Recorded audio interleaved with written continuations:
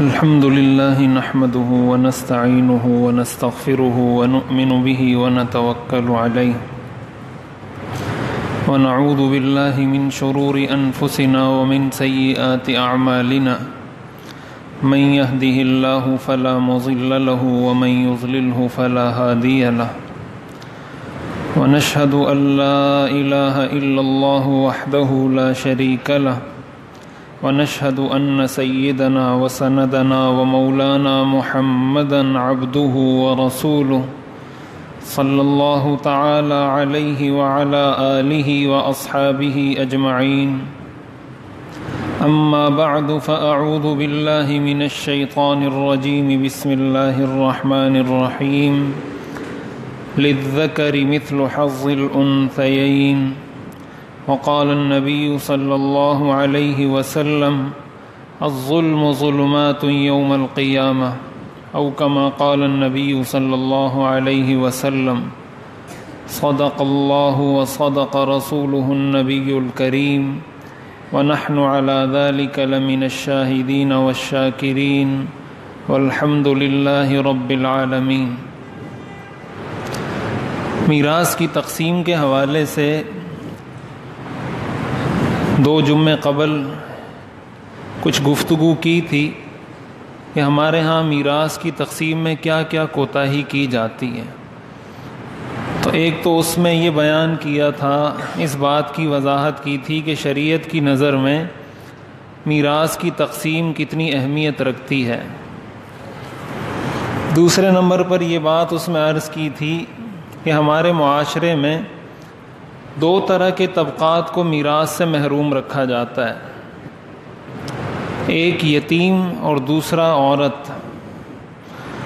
تو یتیم کے حوالے سے بھی کافی کچھ تفصیل میں نے عرض کی تھی کہ ہمارے ہاں یتیموں کو کس طرح میراث سے محروم رکھا جاتا ہے۔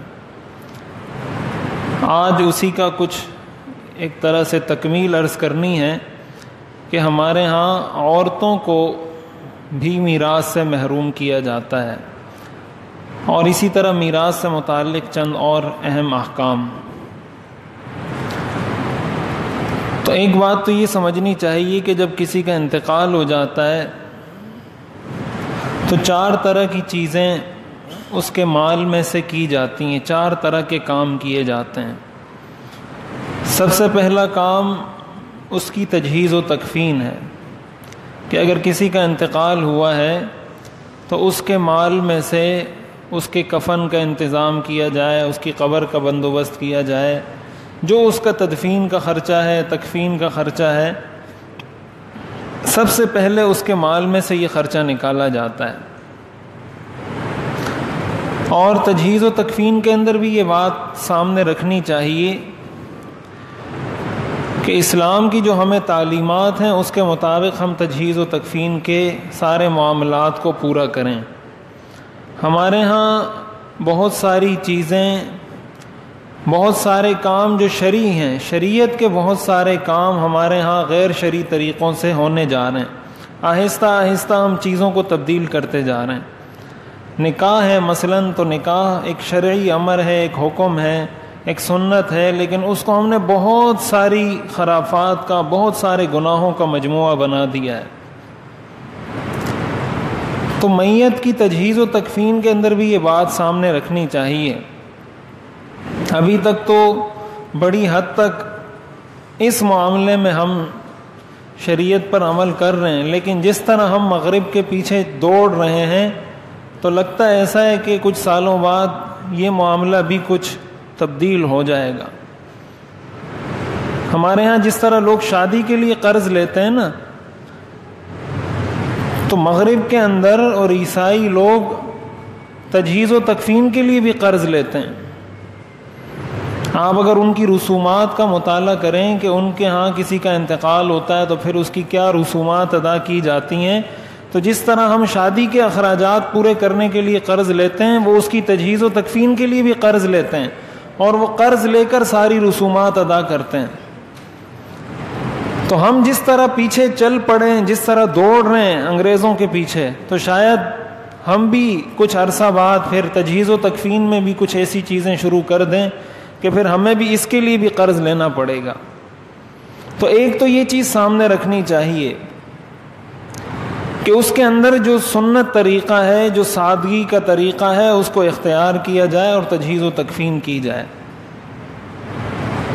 دوسرے نمبر پر میت کے مال میں سے جو کام کیا جاتا ہے وہ ہوتا ہے اس کا قرض۔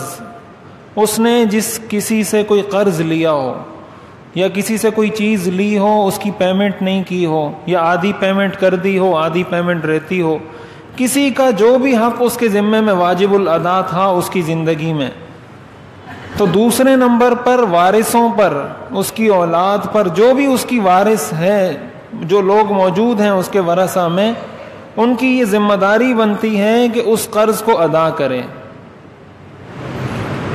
مثلا وہ کسی دکان سے سودا لایا کرتا تھا، اس دکان والے سے اس نے کیا قرض لیا ہے، کتنے پیسے اس کے رہتے ہیں، کسی سے قرض لیے تھے، کسی سے جو بھی اس کے ذمے کسی کا حق تھا، تو دوسرے نمبر پر وہ حق ادا کیا جائے۔ اور ظاہر ہے کہ اس حق کا پتہ انسان کو اس وقت چلے گا جب قرض لینے والے نے اپنے ورثہ کو بتایا ہو، یا کم از کم کسی جگہ اس کا ریکارڈ رکھا ہو، کسی جگہ اس کو محفوظ کیا ہو کہ بھائی میں نے فلاں سے اتنا قرض لیا ہے، فلاں سے اتنا قرض لیا ہے، فلاں کے میرے ذمے اتنے پیسے ہیں، فلاں کا میرے ذمے یہ حق ہے۔ یہ تو اسی وقت ممکن ہے نا، ورنہ کسی کو کیا پتا کہ میرے والد نے کس سے کتنا قرض لیا ہے۔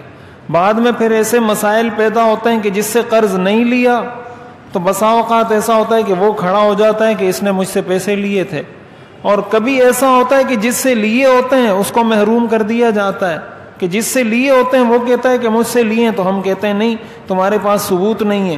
تو یہ گڑبڑ کیوں ہوتی ہے؟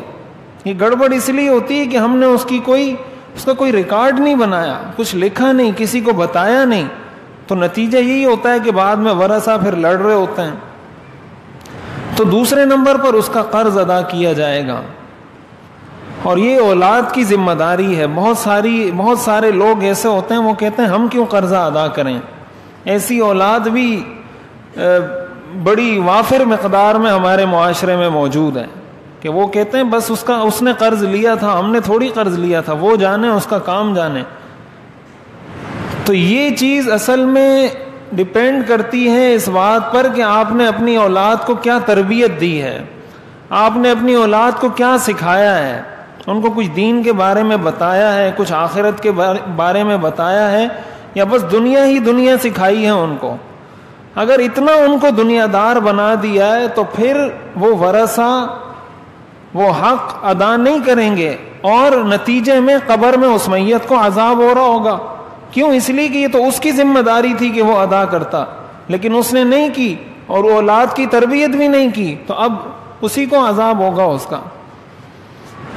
تو ایک تو یہ چیز دوسرے نمبر پر اس کے مال میں سے ادا ہوتی ہے۔ تیسرے نمبر پر اگر اس نے کسی کے لیے وصیت کی ہو، وصیت کرنے کا مطلب یہ ہے کہ کسی نے یہ کہا ہو کہ میرے مرنے کے بعد میرے مال میں سے اتنے پیسے فلاں کو دے دینا، یا اتنے پیسے فلاں ادارے میں صدقہ کر دینا، فلاں کو دے دینا، فلاں یتیم کو دے دینا، کوئی بھی اس طرح کی وصیت اگر وہ کر جاتا ہے تو تیسرے نمبر پر وہ وصیت اس کے مال میں سے پوری کی جاتی ہے۔ لیکن وصیت کے بارے میں دو تین اہم مسائل یہ یاد رکھنے چاہیے۔ سب سے پہلی بات تو یہ یاد رکھنی چاہیے کہ کسی وارث کے لیے وصیت نہیں کی جا سکتی۔ حدیث شریف کے اندر آتا ہے، حضور علیہ الصلوۃ والسلام نے ارشاد فرمایا، ان اللہ اعطى كل ذی حق حقه ولا وصیۃ للوارث، اللہ نے ہر صاحب حق کو اس کا حق دے دیا ہے، لہذا وارث کے لیے وصیت کرنا جائز نہیں ہے۔ اس کا مطلب یہ ہے کہ اگر کسی کا انتقال ہوا اور اس نے مرنے سے پہلے یہ وصیت کی کہ میرے بیٹے کو میرے مال میں سے 10 لاکھ روپے دے دینا، اس کی اس بات کا کوئی اعتبار نہیں ہے شریعت کی نظر میں، یا میری بیٹی کو 5 لاکھ روپے دے دینا، یا میری بیٹی کو یہ زمین دے دینا، یہ جو اس نے وصیت کی ہے اس کی اس وصیت کا شریعت کی نظر میں کوئی اعتبار نہیں ہے۔ اس بیٹے یا اس بیٹی کو وہی حصہ ملے گا جو شریعت نے اس کے لیے طے کیا ہے۔ اگر شریعت نے اس کے لیے طے کیا تھا کہ بیٹے کو 10 لاکھ ملنے ہیں اور اس نے بھی وصیت کی ہے کہ 10 لاکھ دے دینا، تو 10 لاکھ مل جائیں گے۔ لیکن اگر شریعت نے اس کے لیے طے کیا تھا کہ اس بیٹے کو 8 لاکھ روپے میراث میں ملنے اور وہ وصیت کر کے جا رہا ہے کہ اس کو 10 لاکھ روپے دے دینا، تو 10 لاکھ نہیں ملیں گے، 8 لاکھ ہی ملیں گے۔ کیوں؟ اس لیے کہ یہ اللہ کی تقسیم ہے۔ اللہ کی تقسیم میں کسی کو دخل اندازی کی اجازت نہیں ہے کہ وہ کہے کہ نہیں، اللہ نے تو یہ تقسیم کی ہے کہ اس کو 8 لاکھ ملتے، لیکن میں یہ تقسیم کر رہا ہوں کہ اس کو 10 لاکھ ملیں، اس کی شریعت اجازت نہیں دیتی۔ تو سب سے پہلے تو یہ بات یاد رکھنی چاہیے کہ کسی وارث کے لیے، وارث کا مطلب یہ ہے جس کا آپ کسی کے مرنے کے بعد اس کے مال میں حق ہو، میت کے مال میں جس کا شریعت نے حصہ متعین کر دیا ہے، اس کے لیے مرنے والا وصیت نہیں کر سکتا کہ میرے مال میں سے فلاں کو اتنا دے دینا۔ اگر وہ وصیت کرے گا اس کا کوئی اعتبار نہیں ہوگا اور اس کو وہی حصہ ملے گا جو شریعت نے مقرر کیا ہے۔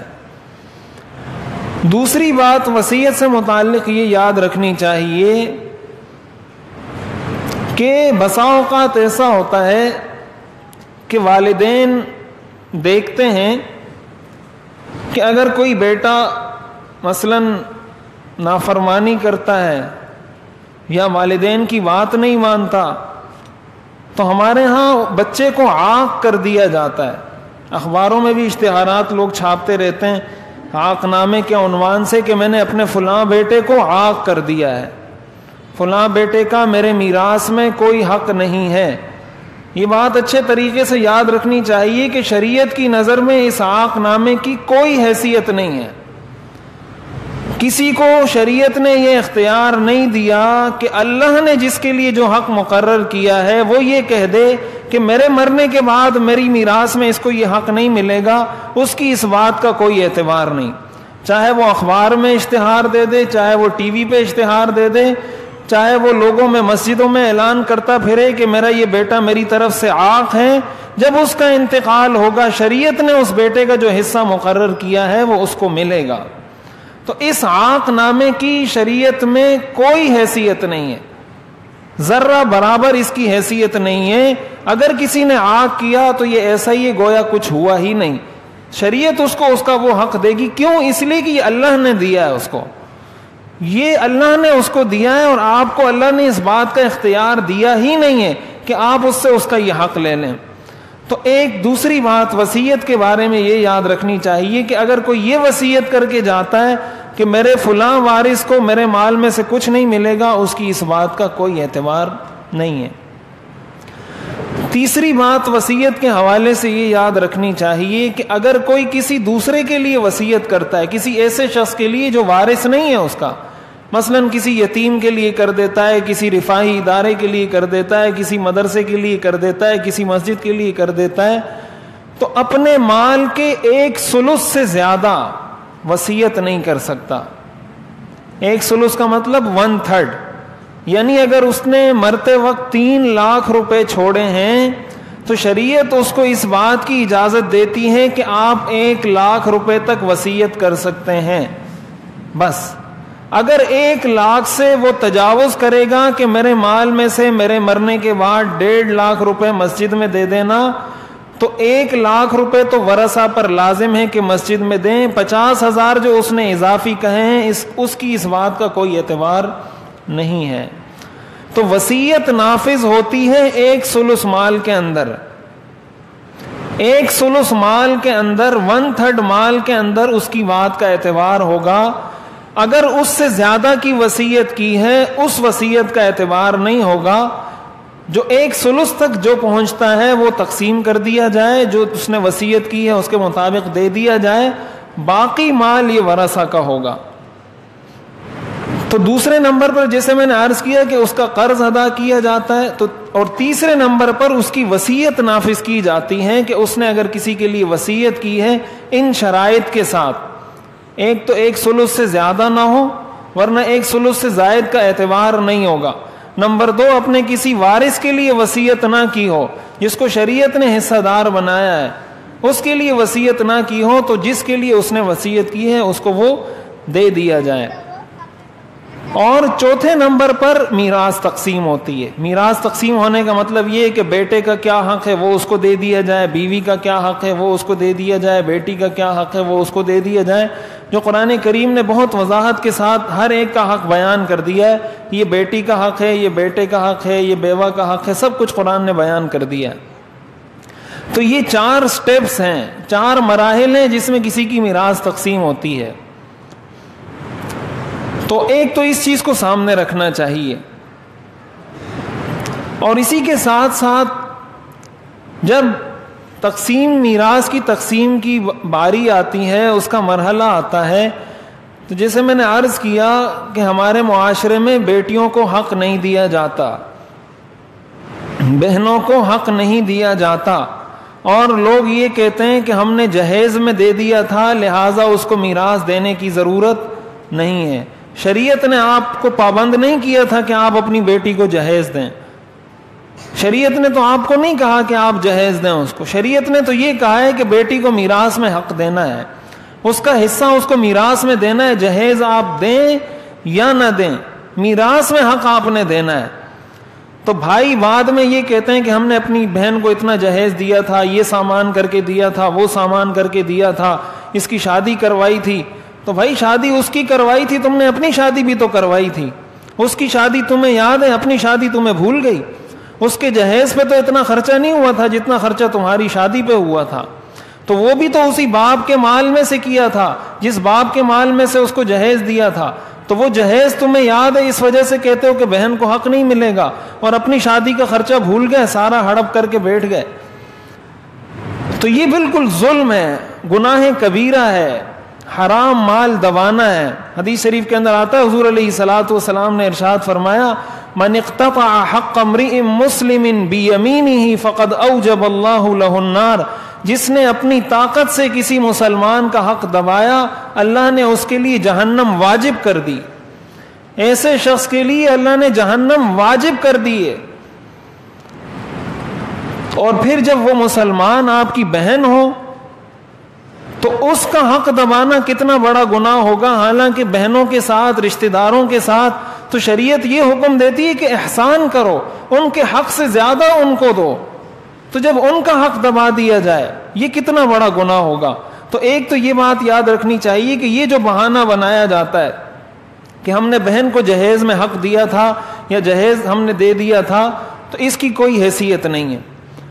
بعض اوقات بھائی یہ کرتے ہیں کہ کسی کا انتقال ہوا, والد کا انتقال ہوا, تو ایک بھائی جو بڑا ہوتا ہے یا جو زوراور ہوتا ہے یا جو طاقتور ہوتا ہے وہ کوئی اسٹامپ پیپر لا کے بہنوں سے انگوٹھے لگوا دیتا ہے کہ آپ اس پہ انگوٹھا لگا دو, آپ یہاں پہ سائن کر دو, آپ یہاں پہ سائن کر دو. اب وہ اپنے غم میں ہیں, اپنے والد کے غم میں ہیں, اور یہ آ کے انگوٹھے لگوا کے چلا گیا, دستخط کروا کے چلا گیا.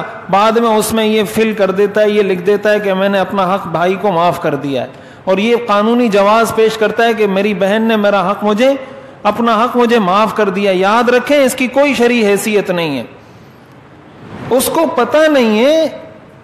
آپ گئے, اور ہمارے ہاں عورتوں کو پتہ نہیں ہوتا. بعض بھائی عدالتوں میں لے جاتے ہیں کہ آپ یہاں پہ دستخط کریں, کبھی والدہ کو لے جائیں گے یہاں پہ دستخط کریں, آپ شناختی کارڈ دیں, یہاں پہ انگوٹھا لگائیں. اس کو کچھ پتہ ہی نہیں ہے, تو اس کے اس انگوٹھے کا, اس دستخط کا شریعت میں کوئی اعتبار نہیں ہے.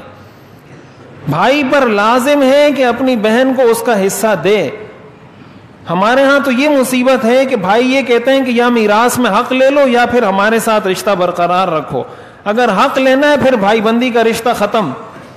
تو بہن کہتی ہے یہ ایک ہی بھائی ہے میرا, یہ بھائی ہے میرے, دنیا میں اور تو کوئی ہے نہیں, والد کا تو انتقال ہو گیا, اس سے میراث لے کے میں کیا کروں گی, چھوڑو معاف کر دو. کہتے ہیں بہن نے حق معاف کر دیا ہے. یہ تو ایسا ہی گن پوائنٹ پہ کوئی آپ کے پاس آئے, آپ سے موبائل لے لیں, موبائل میرے کو دے دو, پھر آپ کہو کہ اس نے مجھے موبائل دے دیا ہے, اور آپ خوش ہوتے پھرو کہ یہ موبائل میرے لیے حلال ہے اس لیے کہ اس نے خود دیا ہے مجھے.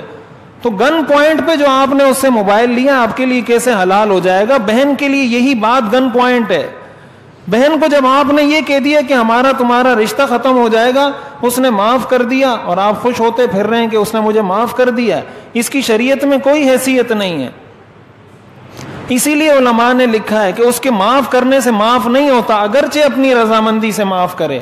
آپ پر لازم ہے کہ آپ اس کو کہیں یہ آپ کا میراث کا حق ہے, آپ اگر معاف کرتی ہیں تب بھی میں آپ کو دے رہا ہوں, یہ لے لیں, اور اگر آپ کا جی چاہتا ہے معاف کرنے کا تو 1 مہینے بعد مجھے ریٹرن کر دینا. اور پھر 1 مہینے بعد کبھی کوئی ریٹرن نہیں کرتا, یہ بات یاد رکھیں. ایسے بہت سارے واقعات علماء نے لکھے ہیں اور یہ معاشرے کا حصہ ہیں کہ بہن پہلے کہتی رہی کہ میں نہیں لے رہی, جب بھائی نے کہا کہ نہیں بھائی لو, یہ حق آپ کا لازم ہے, آپ کے معاف کرنے سے معاف نہیں ہوگا, لے لو. 1 ہفتے بعد وہی بھائی گیا کہ بھائی تم معاف کر رہی تھی اپنا حق, تو وہ پیسے مجھے ابھی دے دو. اس نے کہا میرے اپنے بچے ہیں, میری اپنی ضروریات ہیں, میرے اپنے مسائل ہیں, میں کہاں سے آپ کو پیسے دوں. اس سے معلوم ہوتا ہے بعض لوگ بیویوں کے ساتھ یہ کرتے ہیں, مہر معاف کروا دیتے ہیں, کہتے ہیں بیوی نے مہر معاف کر دیا. اب بیوی آپ کو مہر معاف نہیں کرے گی تو کیا کرے گی؟ تو یہ ہم نے اپنے آپ کو خوش کرنے کے لیے ہیلے بہانے تراشے ہوئے ہیں, اپنے آپ کو خوش کرتے ہیں. کہ وہ کہتے ہیں نا کہ راضی رہے رحمان بھی اور ناراض نہ ہو شیطان بھی. ہم نے وہ کوئی سسٹم بنایا ہوا ہے اپنے لیے, رحمان کو بھی راضی کرنا چاہتے ہیں, شیطان کو بھی ناراض نہیں کرنا چاہتے. تو ایسے کیسے ہو سکتا ہے؟ ہاں اپنے دل کو بہلانے کے لیے تو اچھا خیال ہے, اپنے دل کو بہلاتے رہیں کہ ہاں میں نے یہ کر دیا, میں نے وہ کر دیا, لیکن اس بہلانے سے آپ تو بہل جائیں گے, اللہ کو تو نہیں بہلا سکتے نا, اللہ کے فرشتوں کو تو نہیں بہلا سکتے کہ فرشتے لکھ دیں کہ ہاں اس نے یہ حلال مال کھایا ہے. اللہ نے تو ایک نظام دیا ہے, ہمیں ایک سسٹم دیا ہے, پورا مذہب پورا اسلام دیا ہے. تو یہ بات بھی یاد رکھنی چاہیے کہ یہ جس طرح انگوٹھے لگا دیتے ہیں, جس طرح جعلی طریقے سے سائن لے لیتے ہیں, جس طریقے سے پریشر ڈال کے معاف کروا دیتے ہیں, اس کا شریعت کی نظر میں اس کی کوئی حیثیت نہیں ہے. بہن کا حق ہر حال میں دینا لازم ہے. اور اسی طرح ایک بات یہ بھی یاد رکھنی چاہیے کہ بسا اوقات کسی کے شوہر کا انتقال ہوتا ہے تو اس کی بیوہ کو محروم کر دیا جاتا ہے. یعنی اگر کوئی جوائنٹ فیملی ہے, مشترکہ گھرانہ ہے, تو کسی کا انتقال ہو گیا, ایک بھائی کا انتقال ہو گیا, تو اس کی بیوہ کو کچھ نہیں دیا جاتا, اس کا حق دبا دیا جاتا ہے, یا اس کو آگے شادی کرنے کی اجازت نہیں دی جاتی. یہ سارے کام شریعت کی نظر میں ناجائز ہیں. اور ساتھ ہی ساتھ یہ بات بھی یاد رکھنی چاہیے, ہم یہ سمجھتے ہیں کہ شاید والد کا انتقال ہوگا تو میراث تقسیم ہوگی, یا والدہ کا انتقال ہوگا تو میراث تقسیم ہوگی. میراث ہر انسان کی تقسیم ہوتی ہے, چاہے وہ بیٹا ہو, چاہے وہ بیٹی ہو, چاہے وہ شوہر ہو, چاہے وہ بیوی ہو, چاہے وہ والد ہو, چاہے وہ والدہ ہو, کوئی بھی رشتہ ہو, اس کی میراث تقسیم ہوتی ہے. اگر 10 روپے ہیں وہ 10 روپے بھی تقسیم ہوں گے. ایسا نہیں ہے کہ صرف والد کی میراث تقسیم ہوگی اور کسی کی میراث تقسیم نہیں ہوگی. میراث ہر مرنے والے کی تقسیم ہوتی ہے. اس چیز کا بھی ہمارے ہاں لوگوں کو شعور نہیں ہوتا. اور بسا اوقات ایسا ہوتا ہے کسی کا انتقال ہوا, اسی کے ترکے میں سے, اسی کی میراث میں سے لوگوں کو بریانیاں کھلائی جا رہی ہیں, دعوتیں کھلائی جا رہی ہیں, اور ہمارے لوگ بھی 3 دن تک لوگوں کے گھروں میں بیٹھے رہتے ہیں, کھانے کھاتے رہتے ہیں, چائے پیتے رہتے ہیں. بھائی میت کے گھر تو آپ کو چاہیے کہ آپ کچھ لے کر جائیں, آپ اس کے لیے چائے کا بندوبست کریں, پانی کا بندوبست کریں, کھانے کا بندوبست کریں, کہ وہ غم کی حالت میں آپ کی طرف سے کچھ تعاون ہو جائے گا. موت تو سب پہ آنی ہے نا, ایسا تو نہیں ہے کہ ان کا کوئی مرا ہے آپ کا کوئی نہیں مرے گا, تو آپ ان کے ساتھ کریں گے, وہ آپ کے ساتھ کریں گے. یہ ایک اسلامی معاشرہ, اخوت کا معاشرہ ہوتا ہے. ہمارے لوگ بجائے اس کے کہ ان کے ساتھ تعاون کریں, وہاں بریانیاں کھانے کے لیے بیٹھ جاتے ہیں. تو یہ کون سا مذہب ہے, کون سی اخوت ہے, کون سا معاشرہ ہے؟ اور کسی وارث کے لیے اس بات کی اجازت شریعت نہیں دیتی کہ اپنی جس کا انتقال ہوا ہے اس کے مال میں سے کسی کو بریانی کھلائے. اپنے مال میں سے کھلانا چاہتا ہے تو کھلائے, اس کے مال میں سے نہیں کھلا سکتا. کیوں؟ اس لیے کہ اس کے مال میں بہن کا بھی حق ہے, بیٹی کا بھی حق ہے, اس کے یتیم بچوں کا بھی حق ہے. اور اگر سارے اجازت دے دیں لیکن ان میں کوئی وارث ایسا ہے جو نابالغ ہے, تو اس کی اجازت دینے سے بھی اجازت نہیں ہوتی. یعنی کوئی نابالغ ہے, اگر کوئی وارث اس کا یتیم ہے, بچہ ہے, وہ کہتا ہے ہاں میری طرف سے بھی اجازت ہے کہ آپ بریانی کی دیگ منگوا لیں, اس کی اجازت کا بھی شریعت اعتبار نہیں کرتی. تو اس لیے اس کی میراث میں سے یہ چیزیں منگوانا, بعض لوگ اس کے کپڑے اٹھا کے صدقہ کر دیتے ہیں کہ یہ کپڑے اٹھا کے ہر چیز میراث میں تقسیم ہوگی. اس کے کپڑوں سے تو آپ کو ڈر لگتا ہے, اس کے موبائل سے ڈر نہیں لگتا آپ کو. کہتے ہیں میت کے کپڑے ہمیں ڈر لگتا ہے اس سے. تو وہ جو اتنا مال چھوڑ کے گیا ہے اس سے بھی ڈر لگتا ہے یا صرف اس کے کپڑوں سے ڈر لگتا ہے آپ کو؟ عجیب و غریب ہمارے لوگوں نے کچھ پتہ نہیں کیا کچھ تراشا ہوا ہے, کیا کچھ بنایا ہوا ہے, اور اس سے نہ ہمارا ایمان بگڑتا ہے نہ اسلام جاتا ہے, کچھ ہمارا نہیں بگڑتا, سب کچھ ٹھیک ہے. اور ہم سمجھتے ہیں کہ شاید میں پورے کے پورے دین پر عمل کر رہا ہوں. یہ میں عرض کرتا رہتا ہوں کہ یہ زبان سے کہنا آسان ہے کہ اسلام مکمل ضابطہ حیات ہے, لیکن پریکٹیکل عملی طور پر اپنی زندگی میں کر کے دکھانا کہ اسلام مکمل ضابطہ حیات ہے, اور اس بارے میں بھی رہنمائی ہے, اس بارے میں بھی ہے, اس بارے میں بھی ہے. جب تک ہم اپنے عمل سے اس کو کر کے نہیں دکھائیں گے, اس کا مطلب یہ ہوگا کہ زبان سے تو ہم کہتے ہیں, لیکن قرآن نے جو کہا ہے ادخلوا فی السلم کافہ, پورے کے پورے اسلام میں داخل ہو جاؤ, ہم قرآن کی اس آیت پر عمل نہیں کر رہے. یاد رکھیں, میراث میں کسی کا حق دبانا, بہن کا, بیٹی کا, بھائی کا, یتیموں کا, یہ گناہ کبیرہ ہے, حرام ہے. یہ مہذب چور ہے, مہذب ڈاکو ہے. یہ ڈاکو ہے, چور ہے, کچھ بھی آپ اس کو کہہ دیں. ایک ڈکیت وہ جو گن پوائنٹ پہ کسی سے آ کے کچھ لیتا ہے, اور یہ مہذب طریقے سے اس کا حق دبا کے بیٹھا ہوا ہے. ایک چور وہ ہوتا ہے جو گھر میں نقب لگا کر کوئی چیز چوری کرتا ہے, اور یہ مہذب طریقے سے چوری کر کے بیٹھا ہوا ہے. اس سے اس کی کوئی بزرگی پہ بھی اثر نہیں پڑتا, اس کی شخصیت پہ بھی اثر نہیں پڑتا, معاشرے میں اس کے سٹیٹس پہ بھی اثر نہیں پڑتا. یہ نیک بھی سمجھا جاتا ہے, یہ بزرگ بھی سمجھا جاتا ہے. یہ تصورات ہم نے ختم کرنے ہوں گے, اسلام کے تصور کو اپنا تصور بنانا ہوگا. اللہ تعالی ہمیں عمل کرنے کی توفیق عطا فرمائے. وآخر دعوانا ان الحمد للہ رب